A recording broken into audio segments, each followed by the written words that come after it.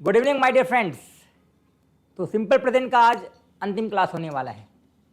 Simple present का ये अंतिम क्लास है और आज हम लोग इस टॉपिक को स्पेशली डेडिकेट करेंगे कंपटीशन के बच्चों के लिए।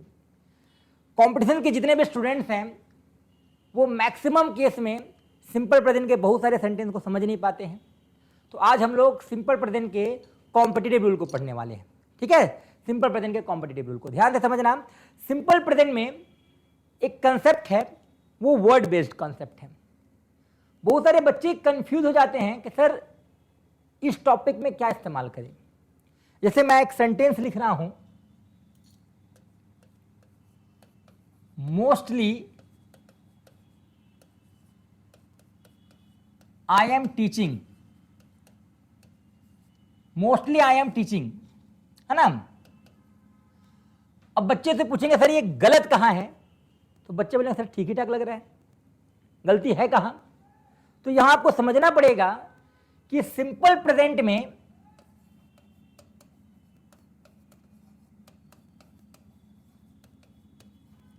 एक वर्ड का कंसेप्ट हम लोग को पढ़ना है। वर्ड देखो, अंग्रेजी में ना कुछ ऐसे शब्द हैं जो सिंपल प्रेजेंट के लिए बने हैं, उसको हम लोग बोलते हैं हैबिचुअल वर्ड्स। क्या बोलते हैं? Habitual words. याद रखना, अंग्रेजी में कुछ 10 से 12 ऐसे शब्द हैं जिनको देखने के बाद आपको बगल में सिंपल प्रेजेंट ही लेना है। क्या लेना है? Simple present. अगर आपने ऐसा नहीं किया तो समझ लो आप कंपटीशन में बहुत सारे एरर्स को नहीं समझ पाओगे। आज हम लोग कुछ ऐसे 12 शब्दों के बारे में बात करने वाले हैं जो खासकर सिंपल प्रेजेंट के लिए बने हुए हैं। आप लोग को पिछले वीडियो में मैंने बताया था सिंपल प्रेजेंट का रूल जो है वो रटना नहीं है, समझना है। तो आपने समझा होगा कि सिंपल प्रेजेंट जो है प्रेजेंट से प्रभावित है और प्रेजेंट के दो वर्ब होते हैं और वो दो वर्ब कौन है? V1 और V5। V1 और V5, ध्यान देना, V1 और V5। टेंस में आगे क्या होता है? सब्जेक्ट, और पीछे क्या होता है? ऑब्जेक्ट। ये आपको मैंने बताया था पिछले वीडियो में। तो अभी मैं आपको बताने वाला हूं अंग्रेजी में कुछ ऐसे शब्द हैं, एक ऐसे वर्ड्स हैं, कुछ ऐसे वर्ड्स हैं जो इसी रूल के लिए बने हुए हैं, इसी रूल के लिए बने हुए हैं। ध्यान देना, कुछ ऐसे शब्द हैं जो इसी रूल के लिए बने हुए हैं। अगर उन शब्दों के बगल में ये रूल नहीं है तो समझ लेना सेंटेंस गलत है, सेंटेंस एरर है। उन शब्दों को आज हम लोग जानने वाले हैं। ठीक है, उन शब्दों को हम लोग जानने वाले हैं। ध्यान देना, अंग्रेजी में एक शब्द है whenever, whenever, इसको हिंदी में हम लोग बोलते हैं जब कभी। जब कभी माइंड में बैठा लो कि अगर whenever आया तो बगल में सिंपल का टॉपिक इस्तेमाल होगा। अगर आप टेंस में प्रेजेंट पढ़ रहे हो तो सिंपल प्रेजेंट आएगा, अगर पास्ट पढ़ रहे हो तो सिंपल पास्ट आएगा। मतलब दिमाग में रखना है whenever जो है वो सिंपल के लिए ही बना हुआ है। अगर मैं सेंटेंस लिख रहा हूं whenever, whenever I am writing, तो ये सेंटेंस बच्चे गलत है, क्योंकि whenever का जोड़ी लगा है सिंपल प्रेजेंट के साथ, तो यहां प्रेजेंट कॉन्टिन्यूअस का इस्तेमाल नहीं होने वाला। समझ में आ रहा है? यहाँ प्रेजेंट कॉन्टिन्यूअस बिल्कुल नहीं लगने वाला है। ये सेंटेंस क्या है? एरर है। whenever का जोड़ी लगा है सिंपल प्रेजेंट के साथ, यानी यहां सेंटेंस होगा आई के साथ V1 लगेगा तो राइटिंग नहीं लगेगा, ये V4 है, आई राइट हो जाएगा, यानी सही सेंटेंस हो जाएगा whenever I write। माइंड में बैठा लो, ऐसे और शब्द हैं जो सिंपल प्रेजेंट के लिए बने हैं। कौन कौन से शब्द हैं? तो पहला whenever हुआ, दूसरा है ऑन, और ऑन के साथ ध्यान देना बगल में टाइम होना चाहिए। ऑन के साथ क्या होना चाहिए? टाइम। ऑन के साथ टाइम। अगर मैं सेंटेंस लिख रहा हूं कि आई एम टीचिंग ऑन संडे, कुछ लोग बोल देते हैं आई एम टीचिंग ऑन संडे। ध्यान देना, मैं संडे को पढ़ा रहा हूं, ये सेंटेंस का कंसेप्ट लेके चलता है। आई एम टीचिंग ऑन संडे, अगर आप इस सेंटेंस को ध्यान से समझोगे तो ये हैबिट का सेंटेंस है। मैं संडे को पढ़ाता हूं, ये मेरी आदत है, मैं संडे को पढ़ाता हूं। तो यहां पर मैं पढ़ा रहा हूं नहीं होगा, यहां पर मैं पढ़ाता हूं। दैट मीन्स अगर ऑन के साथ टाइम आता है बच्चे तो बगल में क्या चाहिए? Subject plus V1 V5 plus object. उसी तरह अगर हम लोग बात करें एवरी के साथ अगर टाइम आया तो भी इसी रूल को हम लोग फॉलो करेंगे। Every Monday I am worshipping, गलत हो जाएगा। Every Monday I am worshipping गलत है, एवरी मंडे आई वर्शिप। और ये कॉम्पिटिशन में बहुत बार पूछता है, बच्चे कंफ्यूज हो जाते हैं क्योंकि देखने में सेंटेंस बिल्कुल सही लगता है। तो माइंड में बैठाना है बच्चों कि अंग्रेजी में कुछ ऐसे शब्द हैं जो सिर्फ और सिर्फ सिंपल प्रेजेंट के लिए बने हुए हैं, और उनको अगर आप देख लो तो बगल में आपको subject plus V1 V5 plus object लगाना है। समझ में आ रहा है? अगर आपको वहां कोई और रूल दिखा तो सेंटेंस को आपको गलत मानना है, वो एरर है, वो कंपटीशन में क्या है, एरर है। तो अभी मैंने 3 शब्द बताया, व्हेनेवर, ऑन के साथ टाइम, एवरी के साथ टाइम। आगे लेते हैं मोस्टली। ध्यान देना, मोस्टली हिंदी में हम लोग उसको बोलते हैं ज्यादातर, ज्यादातर, ज्यादातर। ध्यान देना, mostly. Mostly I am teaching, ये गलत सेंटेंस है। मोस्टली का जोड़ीदार कौन है, सिंपल प्रेजेंट। यहां पर आपको क्या मिल गया, प्रेजेंट कॉन्टिन्यूअस। क्या मिल गया यहां पर, प्रेजेंट कॉन्टिन्यूअस। क्या मिल गया, प्रेजेंट कॉन्टिन्यूअस। ध्यान देना, ये सेंटेंस क्या हो जाएगा, एरर। तो सेंटेंस क्या होगा, mostly I am teaching, am हटा देना बच्चे, मोस्टली आई एम। अगर एम हट गया तो ये कौन हट गया भाई, ये है हमारा पांडव। बताए थे मैंने कि अंग्रेजी में द्रौपदी के 5 पति, द्रौपदी के 5 पति, इजेमार, वाज वेयर, V4 के साथ आता है। अगर ये द्रौपदी ING यहां से हटेगा तो निश्चित तौर पे ये M भी हट जाएगा। तो सेंटेंस क्या होगा, I teach, I teach, mostly I teach, ना कि mostly I am teaching. Mostly किसके लिए बना है, subject plus V1 V5 plus object के लिए बना। ध्यान देना, तो M से मोस्टली हो गया। ठीक है, चलो आगे बढ़ते हैं। Oh that is occasionally, occasionally, occasionally सुनिए ना, अक्सर, कभी कभार, है ना, कभी कभी।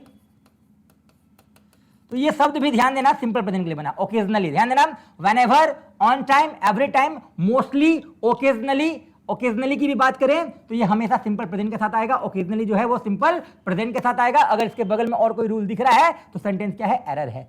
तो पहला whenever, on time, every time, mostly, occasionally. आगे आते हैं यूजुअली, USUALLY, यूजुअली, सामान्यतः, सामान्यतः।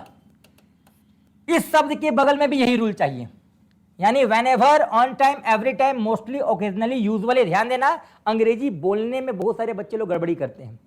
कुछ लोग बोलता है यूजुअली आई एम टीचिंग, गलत है यार। यूजुअली आई एम टीचिंग नहीं होगा, यूजुअली आई टीच होगा। मतलब आपको दिमाग में रखना है इन शब्दों के बगल में यही रूल होना चाहिए। अगर ऐसा नहीं है तो ये कंपटीशन का एरर है। ठीक है, चलिए, तो मोस्टली, ओकेजनली, यूजुअली। नेक्स्ट आते हैं हम लोग समटाइम्स। समटाइम्स, ये भी वही शब्द है जो सिंपल प्रेजेंट को लेगा। समटाइम्स, कभी कभार, कभी कभी। और एक और शब्द है सेल्डम, सेल्डम, नाम सुनेंगे आप लोग, सेल्डम। हिंदी में उसको हम लोग शुद्ध बोलते हैं यदा कदा, यदा कदा, कभी कभार, वही सेम हिंदी है, कभी कभी। तो whenever, on time, every time, mostly, occasionally, usually, sometime, seldom. याद रखना, इन सभी शब्दों के बगल में क्या चाहिए, simple present, subject plus V1 V5 plus object. चलो एक और शब्द ले लेते हैं, डेली। सुने होंगे आप लोग, रोज। इसमें बहुत लोग गलत करते हैं। डेली आई एम राइटिंग, गलत है भाई। डेली आई एम राइटिंग गलत है, डेली आई राइट होगा। डेली के बगल में subject plus V1 V5 plus क्या चाहिए, ऑब्जेक्ट चाहिए। तो डेली भी है subject plus V1 V5 plus object को लेने वाला स्ट्रक्चर। समझ में आ रहा है? चलिए, डेली। एक और ले लेते शब्द हम लोग, ऑफन। इसका उच्चारण लोग गलत करते हैं, लोग बोलते हैं ऑफ्टेन। ये ऑफ्टेन नहीं है, ये ऑफन है, OFTEN, ऑफन, यानी प्रायः।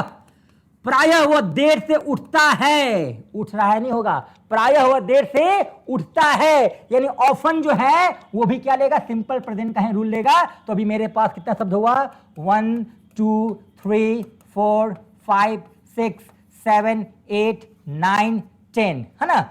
Whenever, on time, every time, 1 2 3 4 5 6 7 8 9 10। ठीक है, चलो ध्यान देते हैं हम लोग। Whenever, on time, every time, mostly, है ना, occasionally, usually, some time, seldom. कभी कभी हम लोग यहां पर ऑलवेज का भी शब्द देखते हैं। ऑलवेज, ये भी सिंपल प्रेजेंट के कंसेप्ट में आता है। ही always speaks, he always speaks, he is always speaking गलत हो जाएगा, है ना। तो ऑलवेज का भी हम लोग कंसेप्ट सिंपल प्रेजेंट में ले सकते हैं। अगर हम लोग चाहें तो यहां पर हम लोग ऑलवेज के कंसेप्ट को डाल सकते हैं, ऑलवेज के कंसेप्ट को डाल सकते हैं। ऑलवेज, ऑलवेज यानी हमेशा, ऑलवेज यानी हमेशा।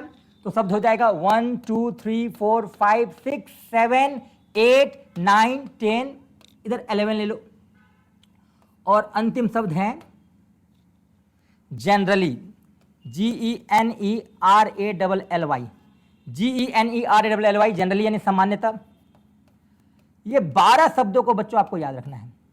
इन 12 शब्द के बगल में हमेशा सिंपल प्रेजेंट का रूल आएगा। अगर ऐसा नहीं है तो ये कॉम्पिटिशन का एरर है। अब बच्चे बोलते सर ये याद ही नहीं होता सर, ये 12 वर्ड याद कैसे करें, ये 12 शब्द याद कैसे करें? तो देखो पहले तो क्या है, व्हेनेवर है, ऑन टाइम, एवरी टाइम, ये 1 मान लो, ये 2 मान लो, 3 4 5 6 7 8, इसको मान लो 9, ये 10, ये 11 और ये 12। इसको याद करने का हम सिंपल सा तरीका बता देते हैं। एक हम सेंटेंस लिखेंगे हिंदी में, उसको इंग्लिश वर्ड हम चुके दे दिए हैं, वो हिंदी का शब्द है वो, और एक मौसा है, मौसा समझते हो? तो वो मौसा किसी का मौसा है जो थोड़ा डॉग की तरह बिहेव कर रहा है। कोई कोई बदमाश होता है ना, तो बदमाशी करता है, तो किसी का मौसा है जो सामने है और वो कैसा बिहेव कर रहा है, डॉग की तरह बिहेव कर रहा है।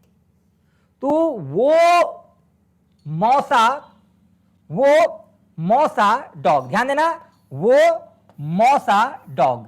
अब बोलो सर ये क्या लिख दिया, वो मौसा डॉग कैसे याद करेंगे? यार देखो आप वो मौसा डॉग पे ध्यान दो, तो यहां जो W है ये व्हेनेवर हो जाएगा। W क्या हो जाएगा? व्हेनेवर। O क्या है बच्चे? On time. E क्या है? Every time. तो वो का हो जाएगा whenever, on time, every time. Whenever, on time, every time. मौसा को देख लो, M से मोस्टली, O से ओकेजनली, U से यूजुअली, S से 2 वर्ड समटाइम, सेल्डम। S से 2 वर्ड समटाइम, सेल्डम, और A से क्या हो जाएगा? ऑलवेज। A से क्या हो जाएगा?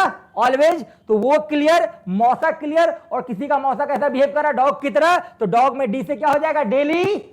O से क्या हो जाएगा? ऑफन, और G से क्या हो जाएगा? जनरली। यानी कभी भी आप इस 12 शब्द को भूल जाओ तो याद रखना है वो मौसा डॉग। क्या बोलेंगे? वो मौसा डॉग। आज के बाद वो मौसा डॉग को आप देखोगे तो उसके बगल में आपको सिंपल प्रेजेंट को लगाना है। ये कॉम्पिटिशन में बच्चों को बहुत ज्यादा हेल्प करने वाला है। ठीक है, चलिए तो आज का क्लास यहीं तक। हम लोगों ने सिंपल प्रेजेंट के कंसेप्ट को क्लियर किया है। अब हम लोग नेक्स्ट वीडियो में प्रेजेंट कंटिन्यूअस के कंसेप्ट को पढ़ने वाले। ठीक है, बहुत बहुत धन्यवाद।